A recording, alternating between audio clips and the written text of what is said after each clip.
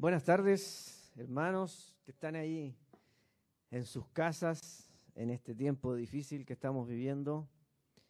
Pero el pueblo de Dios puede estar confiado en las promesas del Señor. Y en esta semana en que celebramos la resurrección de nuestro Señor, con mayor razón reforzamos nuestras convicciones. Vamos a orar para comenzar este hermoso servicio que el Señor nos permite tener. Padre bendito, te agradecemos por este día y por esta oportunidad que tú nos das de estar en este lugar, Señor, para alimentar nuestro espíritu, mi Dios, para bendecir a todos aquellos que nos escuchan, para fortalecer nuestras convicciones, Señor, renovar nuestra fe que está siendo probada, mi Dios bendito. Te pedimos tu bendición y tu guía y que sea tu Espíritu Santo, Señor, el que esté en medio de este lugar, dirigiendo todo este servicio que vamos a tener para tu honra y para tu gloria, Padre bendito. Gracias, Señor, en el nombre precioso de Jesús. Amén. Vamos a comenzar con nuestras alabanzas. Que el Señor les bendiga. La palabra del Señor dice en el Salmo 68, versículo 3, dice: mas los justos se alegrarán, se gozarán delante de Dios y saltarán de alegría. Nosotros alabamos y exaltamos al Señor en este día, en esta tarde, le damos toda la gloria y la honra. Estamos contentos, estamos felices, porque sabemos que Jesús está vivo. Bendito el Señor, Él está vivo, resucitó al tercer día, triunfó sobre la muerte. Bendecimos su nombre, Señor. Gracias, Padre. Gracias, Señor. Mas los justos se alegrarán, cantarán con regocijo. El Señor se ha levantado, ha triunfado con poder. Mas los justos se alegrarán, cantarán con regocijo. El Señor se ha levantado, ha triunfado con poder. Mas los justos se alegrarán, cantarán con regocijo. El Señor se ha levantado, ha triunfado con poder. Mas los justos se alegrarán, cantarán con regocijo. El Señor se ha levantado, ha triunfado con poder. Levántate, levántate, Señor, y que tus enemigos huyan delante de ti.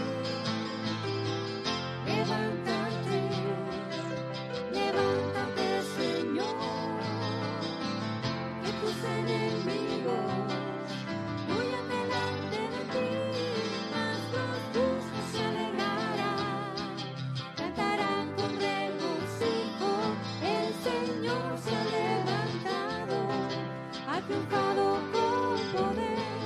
Mas los justos se alegrarán, cantarán con regocijo. El Señor se ha levantado, ha triunfado con poder. Ha triunfado con poder, ha triunfado con poder. Amén. El Señor venció la muerte, se levantó de esa tumba y está vivo, Él resucitó. Jesús está aquí. Jesús está aquí. Nosotros creemos en un Jesús que no está colgado en un madero. Creemos en un Jesús que está vivo y vive por la eternidad. Jesús está aquí, Jesús está aquí, Jesús está aquí, Jesús está aquí, Jesús está aquí, Jesús está aquí, Jesús está aquí, Jesús está aquí. Te alabamos, te adoramos, Cristo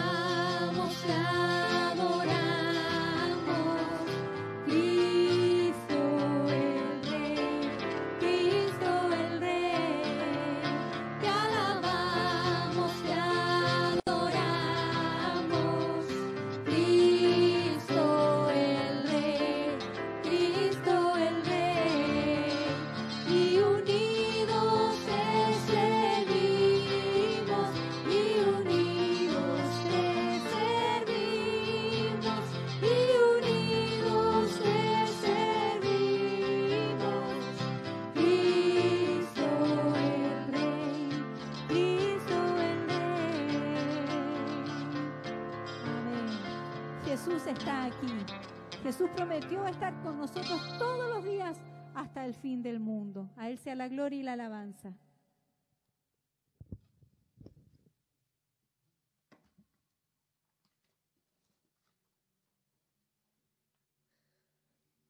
Amén, porque Jesús está aquí, porque Él está vivo, Él resucitó. Lo creemos, ¿cierto? Bueno, les voy a invitar a tener una lectura de la palabra del Señor. Busque en su Biblia el libro de Isaías.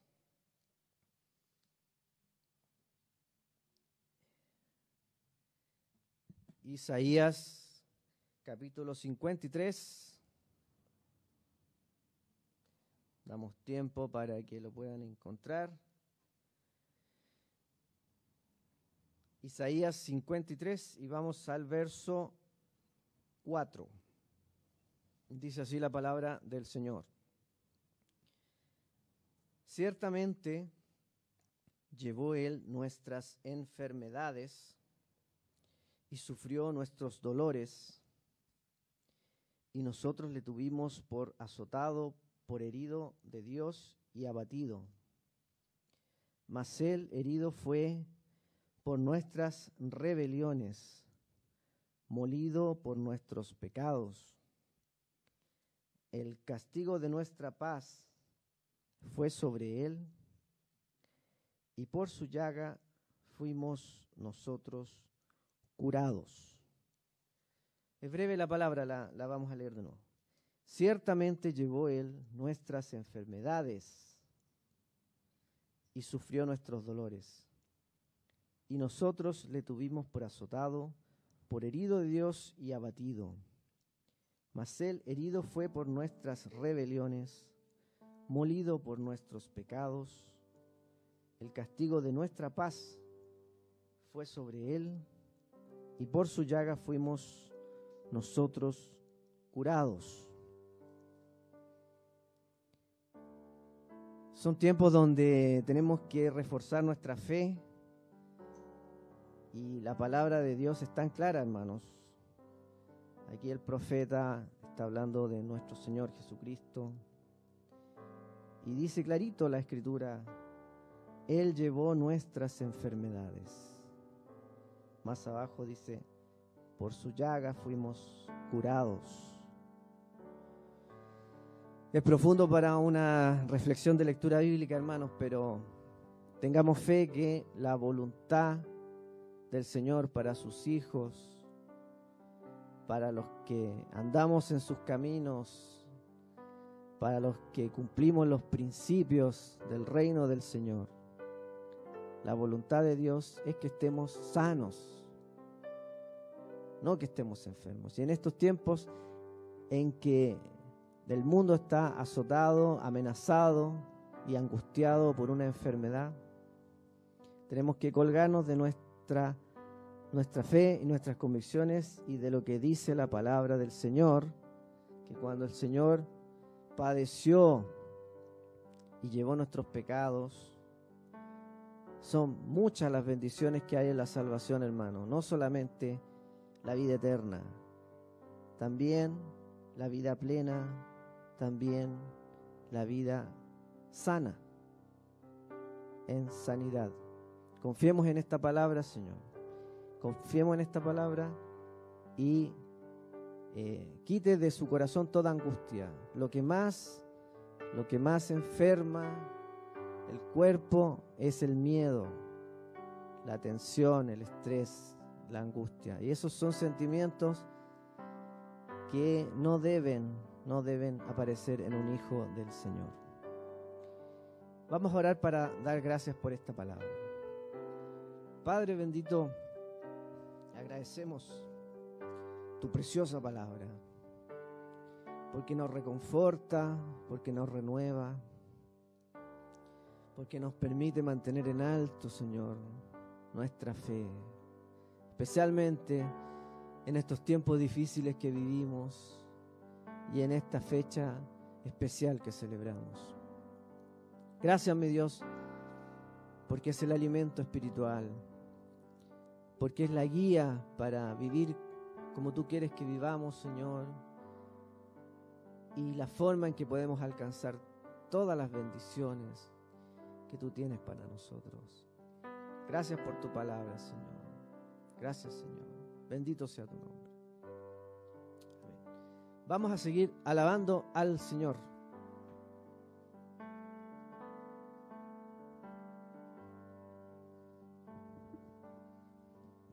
Amén. En 1 de Pedro 2:24, la palabra del Señor dice: quien llevó él mismo nuestros pecados en su cuerpo sobre el madero, para que nosotros, estando muertos a los pecados, vivamos a la justicia, y por cuya herida fuisteis sanados. Amén. Te invito a que cantemos este himno, el 308 acá del himnario de Gloria y Triunfo, que nos invita a mirar a la cruz de Jesús, ahí en el Monte Calvario. Esa bendita cruz en la que nosotros podemos encontrar salvación.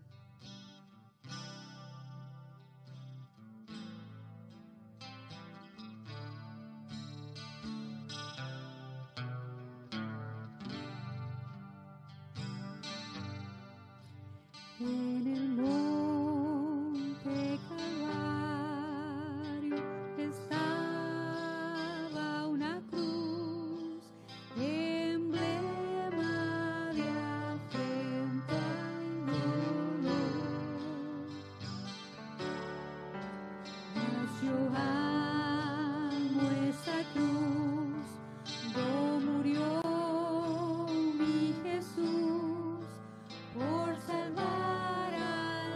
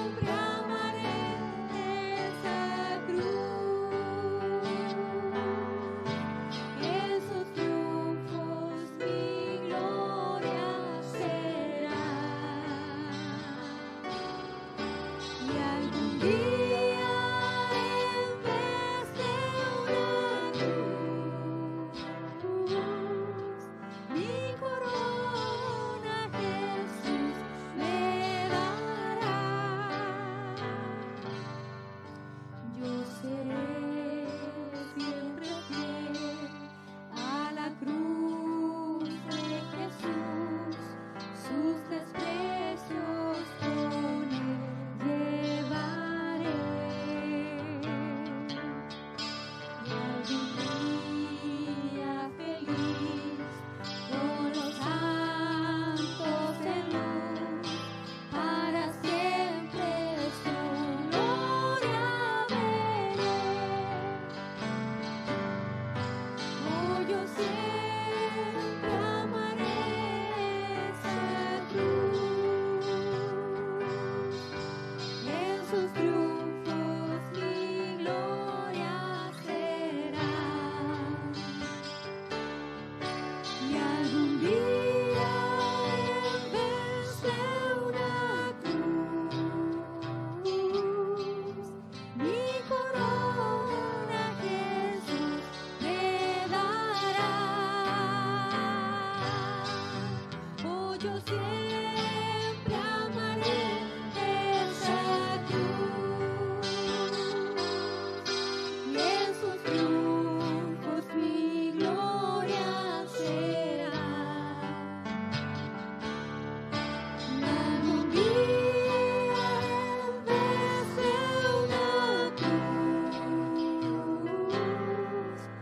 mi corona Jesús me dará. Amén. Te exaltamos, Señor. Alabamos tu nombre, Jesús. Aleluya. Hemos puesto nuestra fe en el Salvador. Hemos puesto nuestra fe en aquel Dios invisible, en el autor de la creación, en el Padre eterno. Señor, te exaltamos y te honramos en esta hora. Te bendecimos, Señor.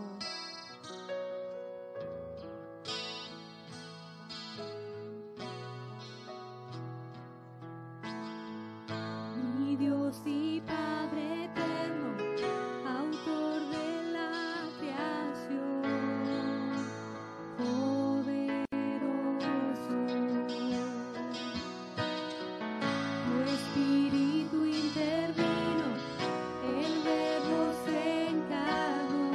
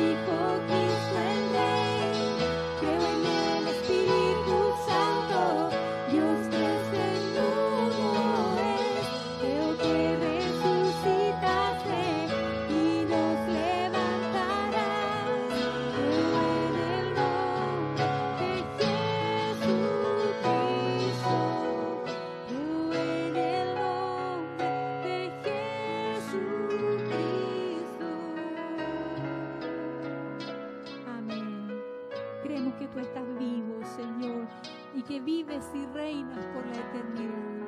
Creemos, Señor, que resucitaste, que venciste la muerte y que algún día, Señor, tú volverás por tu pueblo. A ti sea toda la gloria, la honra y la alabanza, Señor. Bendito eres, Señor. Aleluya.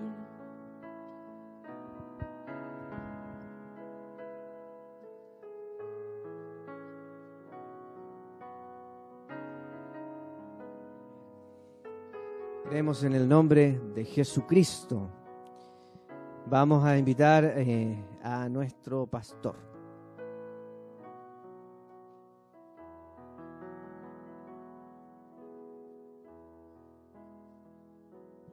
Buenas tardes, amados hermanos. Una vez más, celebrando un culto para honrar y bendecir el santo nombre del Señor en esta tarde de día domingo, donde en nuestra mente y en todo nuestro ser está el gozo, bueno, que es un gozo de cada domingo, ¿no es así? De recordar y celebrar la resurrección de nuestro amado Señor Jesucristo, venciendo la muerte, venciendo el pecado, venciendo al infierno y conquistando salvación y vida eterna para cada uno de nosotros los creyentes. Quisiera, además de saludarles y bendecirles en el nombre del Señor, recordarles, amados hermanos, nuestras cadenas de oración, martes y jueves se mantienen, con la salvedad que hemos agregado dos periodos de oración respectivamente cada día. Eso es por la mañana y por la noche. Ustedes ya conocen los horarios, se les han dado a conocer. Y también recordar que seguimos teniendo turnos éticos aquí en nuestro templo, de manera que si alguno de ustedes por alguna razón necesita acercarse, venir al templo, me llama por teléfono y le esperamos y le vamos a atender como corresponde. Los hermanos por los cuales habíamos estado orando, que estaban con una situación de salud compleja, se han estado recuperando bien, gracias a Dios, y gracias, hermanos, por sus oraciones. Si sabe de alguien que está pasando por un apuro, por un tiempo difícil, si está enfermo, no dude en reportarlo para que podamos orar por esa persona y con toda seguridad nuestro Dios estará ayudándoles, porque Dios es bueno. Está en esta ocasión con nosotros nuestro amado pastor Samuel Millaquén Cañolaf, quien va a compartir con nosotros el mensaje de las Escrituras y a quien vamos a escuchar y de quien vamos a ser edificados con la palabra del Señor. Pastor Samuel, que el Señor bendiga a su siervo y le use en gran manera.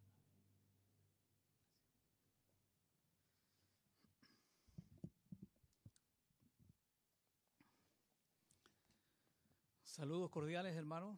Un abrazo virtual desde este lugar, desde esta nueva plataforma que el Señor nos da para poder anunciar su palabra y edificar la Grey. La palabra del Señor se encuentra en esta tarde en el libro de Jonás, capítulo 4.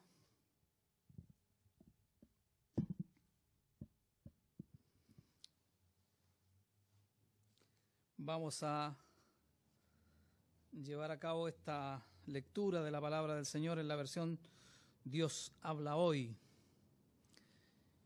Y dice así la palabra del Señor. A Jonás le cayó muy mal lo que Dios había hecho y se disgustó mucho. Así que oró al Señor y le dijo: mira, Señor, esto es lo que yo decía que iba a pasar cuando aún me encontraba en mi tierra.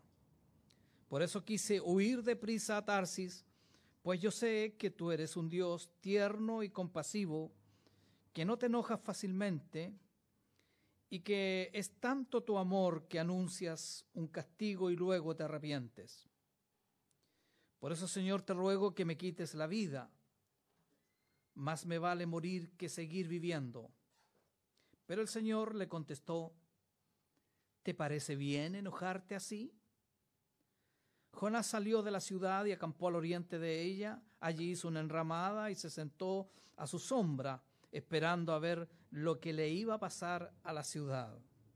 Dios, el Señor, dispuso entonces una mata de ricino creciera por encima de Jonás y que su sombra le cubriera la cabeza para que se sintiera mejor. Jonás estaba muy contento con aquella mata de ricino, más conocida por la versión valera como calabacera, y se secó. Dice, pero al amanecer del día siguiente Dios dispuso que un gusano picara el ricino y se secó.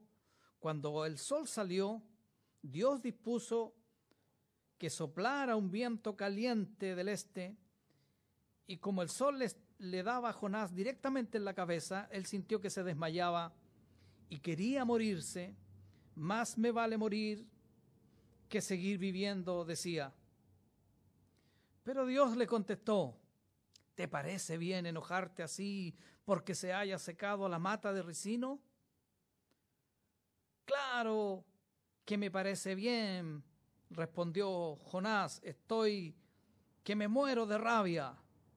Entonces el Señor le dijo, tú no sembraste la mata de ricino, ni la hiciste crecer, en una noche nació y a la otra se murió.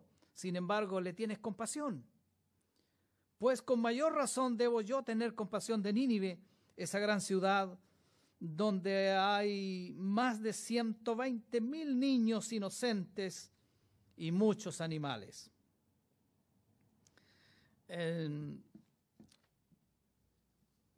Nuestro Chile tiene ciudades grandes, ciudades pequeñas, y para las grandes ciudades o pequeñas, Dios tiene un gran evangelio. Y todos conocemos la historia de Jonás, famosísima por el gran pez. Sin embargo, aquí en el capítulo 4 estamos en la conclusión del libro, que tiene su plato fuerte, con una contundencia tremenda y maravillante, y tiene relación con nuestra mirada o actitud que nosotros tenemos para con la ciudad o nuestra ciudad. Debo decir que esta es una historia muy familiar y tiene que ver con el llamado que Dios hace a Jonás a predicar en Nínive, la gran capital de Asiria. Y como han leído, la primera vez Jonás no escuchó el llamado y en su lugar huyó a Tarsis. Acto seguido se lo tragó un gran pez, luego Dios lo trajo de regreso y por segunda vez lo envía a Nínive. Y esta vez Jonás obediente predica que si Nínive no se arrepiente de su mala conducta, de su rapiña y violencia, dentro de 40 días Nínive será destruida. Ese era el mensaje. Y ellos, la reacción que tuvieron los ninivitas es que se arrepintieron, dejaron sus malos pasos y de esa manera Dios depuso el castigo. Y aquí llegamos a un escenario que nos va a ayudar un poco a entender por qué Jonás está tan molesto en este capítulo 4 con lo que Dios está haciendo. Y en primer lugar, él tiene conocimiento, porque es contemporáneo del profeta Oseas, y sabe la profecía que Oseas ha dicho para el reino del norte, para Israel. En Oseas capítulo 9, versículo 3, dice, en Asiria Efraín comerá alimentos. Esa referencia a Efraín se refiere a Israel, porque Efraín es la tribu más numerosa y toma la parte por el todo. Así que, y luego dice, comerán alimentos impuros y no vivirán más en el país. Habla de la deportación. Así que es una razón potente que tiene Jonás para negarse a ir y dar un mensaje donde llama al arrepentimiento a la ciudad. Por otro lado está el ultranacionalismo que le hace pensar que todo está mal, que Dios está poco menos que equivocado. Pero uno puede notar también que la compasión de Dios por la ciudad de Nínive deja al descubierto el desprecio de Jonás por la ciudad. Entonces, en el final del libro, encontramos a Dios confrontando a Jonás por su actitud para con la ciudad. Un comentarista judío acerca de este mismo profeta, Charles Feinberger, dice que por naturaleza el corazón del hombre prefiere que caiga el juicio sobre otros hombres en lugar que se manifieste en ellos la gracia y la misericordia de Dios. Y en este punto espero que el Señor te confronte por tu actitud para con tu ciudad y que te llama a mirar tu corazón.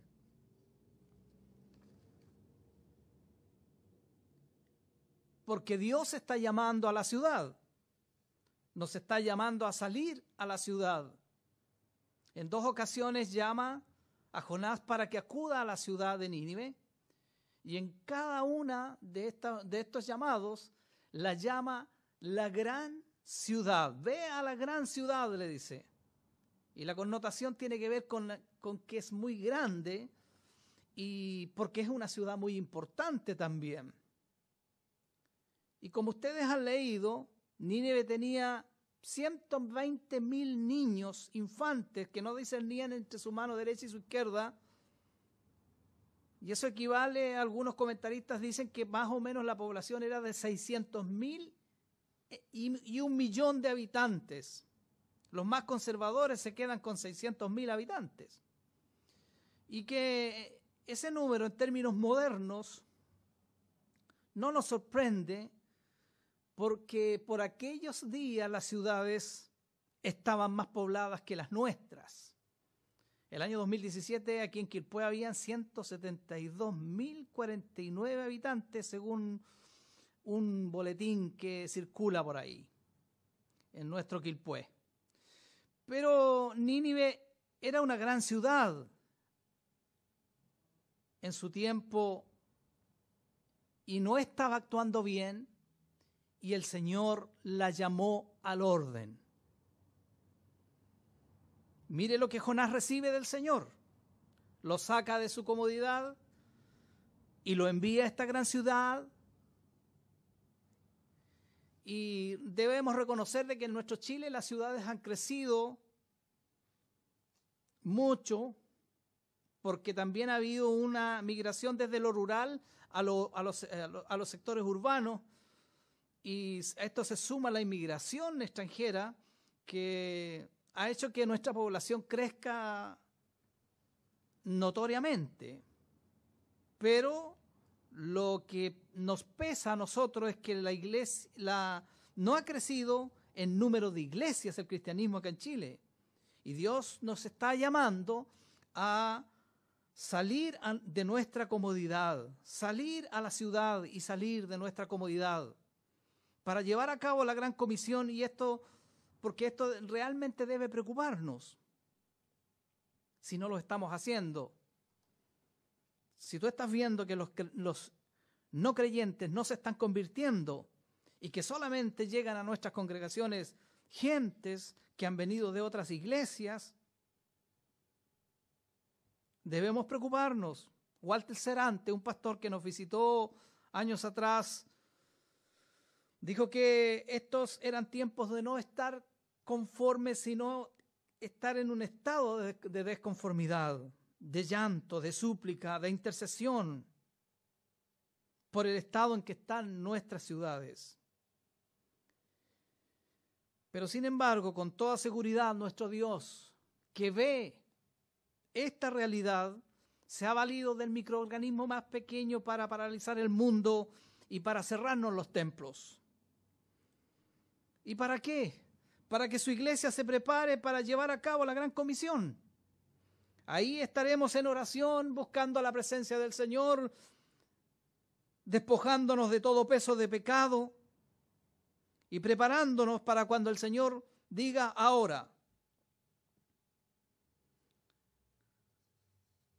Esa gran comisión en tu ciudad debemos llevarla a cabo pronto, respaldado por el poder de Dios, de una manera como nunca se ha hecho y como no se ha estado haciendo hasta hoy día. Y ese es el llamado de Dios a la ciudad. En segundo lugar, quiero notar que la preocupación de Dios también alcanza las esferas sociales de las personas. Porque Nínive estaba tratando muy mal a sus vecinos. Ellos eran los poderosos, pero trataban mal a los pueblos más pequeños, los despojaban y los tenían aplastados por su poderío.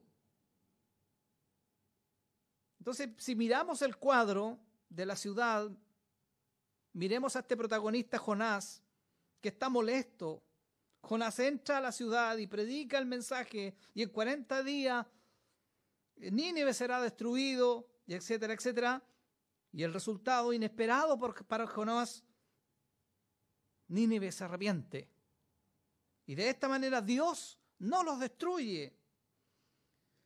Jonás se enoja porque carecía de compasión por los seres humanos. Y él dice, sabía que tú eres así, que tú eres lento para la ira, que eres grande en misericordia, o que cuando decretas algún juicio, luego vas y te arrepientes. Pero uno, mirando el sermón de Jonás, uno puede pensar el tipo de sermón. ¿Cómo un hombre puede disfrutar un mensaje de juicio para una ciudad?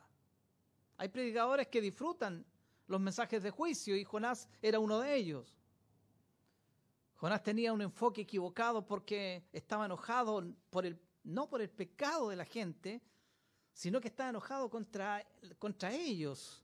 No odiaba el pecado de los ninivitas, los odiaba a ellos como personas, quería verlos destruidos, quería verlos terminados por su nacionalismo o por su racismo.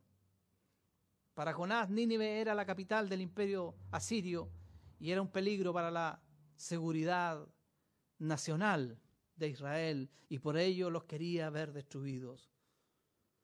Lo que significa que él anteponía sus propios intereses racistas antes que las almas de los ninivitas. Y esta es la razón por la que Jonás es un terrible misionero. Predicó en la ciudad, pero no tenía compasión por las personas. Los ninivitas dejaron sus opresiones en sus prácticas sociales y el Señor no los destruyó. Un ejemplo lo tenemos también con Nabucodonosor, que Dios lo llama a hacer justicia social. Ahí en Daniel capítulo 4, verso 27, y Daniel confronta a este rey y al final de la historia Nabucodonosor se puede ver que él ejecuta justicia social. Lo que quiero dar a entender con esto es que lo mejor que uno puede hacer por alguien es ofrecerle la buena noticia del Evangelio y esperar que la gente se convierta a Jesucristo. Y en cada ciudad predicar el Evangelio para todo creyente debe ser una prioridad. Deberíamos querer ver que la gente convertida y alegrarnos cuando un pecador se arrepiente. También debemos amar a nuestros prójimos, a nuestros vecinos, ayudar a los pobres y sus necesidades materiales cuando esté a nuestro alcance. Porque a Dios le interesa todo eso. Él quería ver que los ninivitas se arrepintieran también. El Señor quería ver justicia social y paz en la ciudad. Pero Jonás no tenía amor al prójimo. Y el Dios que no cambia es un Dios que quiere hoy para las ciudades justicia social, y Él no quiere que seamos como el Jonás histórico, que no tenía amor, sino que quiere que hoy día aprendamos otro modelo, un modelo superior, lleno de amor y de bondad. Pero fíjese que, haciendo un poco de historia, en el año 165, bajo el emperador Marco Aurelio, se desató la peste antonina en el Imperio Romano, que terminó con la vida de un 25% de la población romana. Terminada esa peste, 100 años después, vino otra nueva plaga y volvió a golpear al imperio. Esta epidemia se llamó la epidemia de Cipriano. En esta ocasión, no había casa en la que no hubiese un muerto o un fallecido. Las respuestas a esta epidemia, tanto del cristianismo como del paganismo, fueron diametralmente opuestas. Nos cuenta Dionisio de Alejandría, que vivió entre los años 190 a 264, que los paganos actuaron de una manera inhumana. Desde el mismo inicio de la enfermedad, echaron a los que sufrían de entre ellos y huyeron de sus seres más queridos, arrojándolos a los caminos antes de que ellos fallecieran y tratando los cuerpos de los fallecidos como basura. Dionisio fue un testigo ocular de la segunda epidemia. Nos habla de la actitud de amor de los cristianos. Sin temer al peligro, se hicieron cargo de los enfermos y muchos perdieron la vida contagiándose por ayudar a los moribundos, a los enfermos.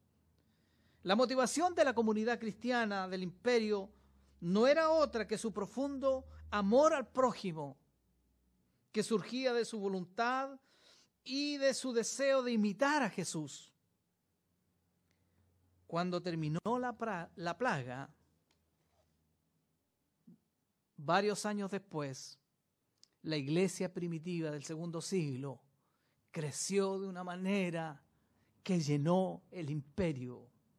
Y vemos que el imperio lleno del cristianismo ya para el siglo IV. Así que debemos ser como Dios. El punto es ese. No como Jonás. Y desear que la gente se convierta. Y amarlas. Amar a las personas prácticamente, aunque no se conviertan. Tener una actitud de amor. Solo entonces habrán conversiones en nuestras ciudades. Al ver la actitud de los cristianos de la antigua Roma, yo me pregunto si yo me quedaría a cuidar a los enfermos. Me sitúo en ese escenario, pero también me pregunto si ustedes se quedarían a cuidar a los enfermos. Me pregunto, ¿por qué una pandemia saca lo mejor y lo peor de las personas? Si el amor y la preocupación social no están en nosotros, no habrán conversiones en tu ciudad que Dios tanto ama. Volvemos al capítulo 4 de Jonás. Y el estado de Jonás, y el cuadro es que Jonás está enojado por la plantita, por esta mata de ricino o la calabacera. Él la amaba. Nosotros podemos amar las cosas más que a las personas.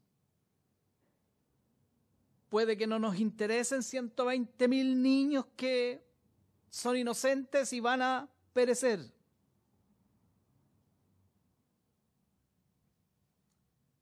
Y esta es una conclusión bastante dolorosa de un libro. Nunca había pensado en la conclusión de un libro como este. Por un lado está el llamado, luego está la huida de Jonás, luego está la tormenta, está el gran pez, luego Jonás predica y se queda fuera de la ciudad. Ese es el escenario. Espera el juicio. Y Jonás no quiere amar a Nínive. Y se acaba el libro. Pero hay que concluir el libro. Hay que concluir el sermón también. Porque lo cierto es, leyendo Lucas 24:44, dice que el Señor Jesucristo dice que desde Moisés y los profetas y los salmos, hablan de mí. Así que hubo otro profeta después de Jonás, siglos después. Mientras Jonás estaba fuera de la ciudad, este profeta que lo sacaron fuera de la ciudad, al igual que el Jonás histórico, fue el profeta que salió de la ciudad esperando ver cómo iba a ser destruida, pero Jesús fue sacado de la ciudad para morir por la ciudad.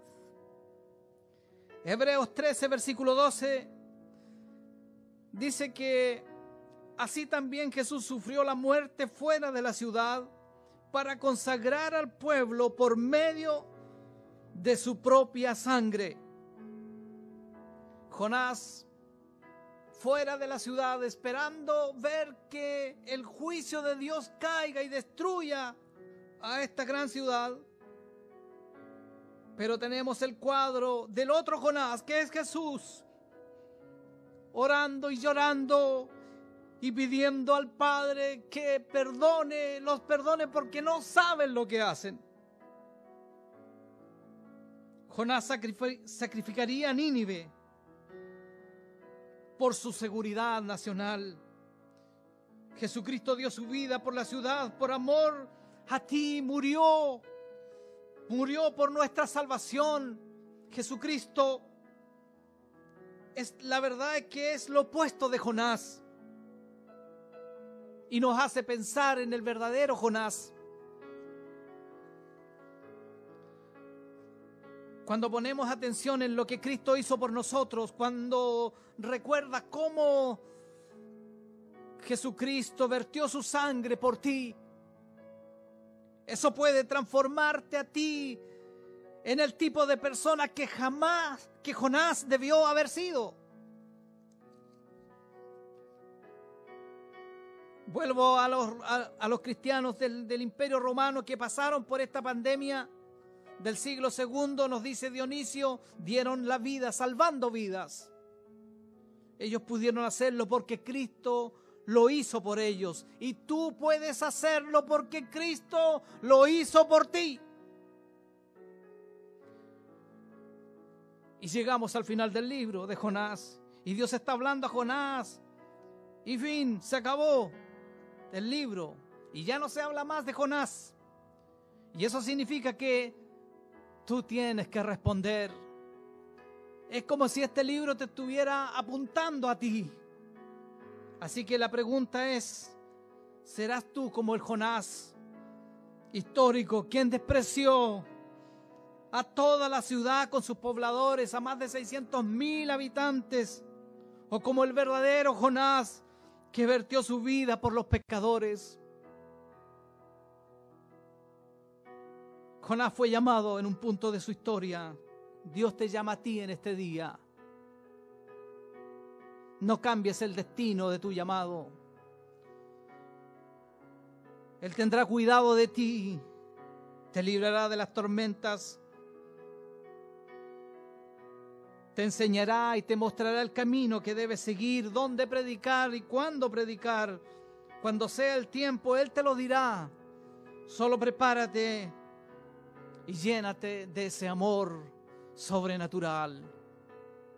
Oremos. Padre, en el nombre de Jesús, te damos gracias porque usted nos ha enviado al verdadero Jonás, a Jesucristo que murió por nuestras vidas y que nos está llamando a prepararnos para hacer este viaje y predicar donde usted ha determinado que cada uno de nosotros prediquemos de su palabra. Gracias por este llamado a la ciudad. Creemos de que usted lo hará, Señor, en el tiempo que ha destinado para hacerlo. Y le damos gracias y le alabamos por todo lo que usted hace en el nombre de Jesús. Amén. Un saludo y un abrazo a la distancia y que Dios les bendiga, mis hermanos.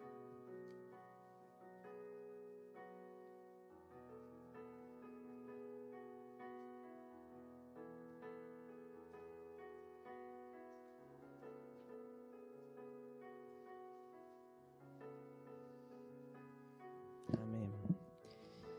Damos gracias al Señor por su palabra. Y estamos, hermanos, ahí transmitiendo esto por estos medios que nos permite la tecnología. Les invitamos que no solo que lo puedan ver, lo puedan disfrutar, sino que también pueden interactuar. Podemos igual, aunque no nos vemos las caras, tener comunión como hermanos. Pueden comentar ahí en el Facebook, pueden también pedir la oración, contar algún testimonio, etcétera, hacer virtualmente vida de congregación. Seguimos siendo hermanos en Cristo, así que aproveche estas instancias para comentar ahí, para interactuar con nosotros. Vamos a despedir este culto con alegría, con felicidad, con un hermoso himno.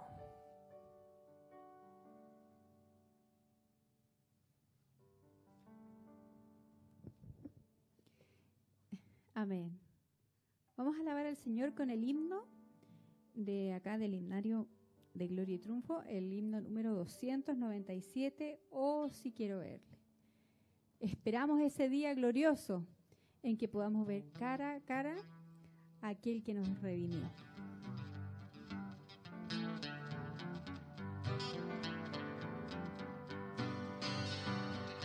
Voy feliz al dulce hogar por fe en Jesús y luchando a traer almas a la luz. Dardos encendidos vienen contra mí, mas yo sé por la fe venceré aquí. Oh, si quiero verle, ver al Salvador, quiero ver su rostro lleno de amor. En aquel gran día yo he de cantar, ya pasó todo afán, todo mi pesar. En las olas del turbión Cristo guardará mi barquilla y guiará hasta el puerto allá. Yo tranquilo puedo estar, mi fin lo sé. Es mi rey, tengo fe, sé que él es fiel. Oh, si quiero verle, ver al Salvador, quiero ver su rostro lleno de amor. En aquel gran día yo he de cantar, ya pasó todo afán, todo mi pesar. En servir al Salvador por las calles voy, donde muchas sombras hay, más seguras son. Muchos triunfos a mi hombre nunca faltará. Mi Jesús es la luz, Él me sostendrá. Oh, si quiero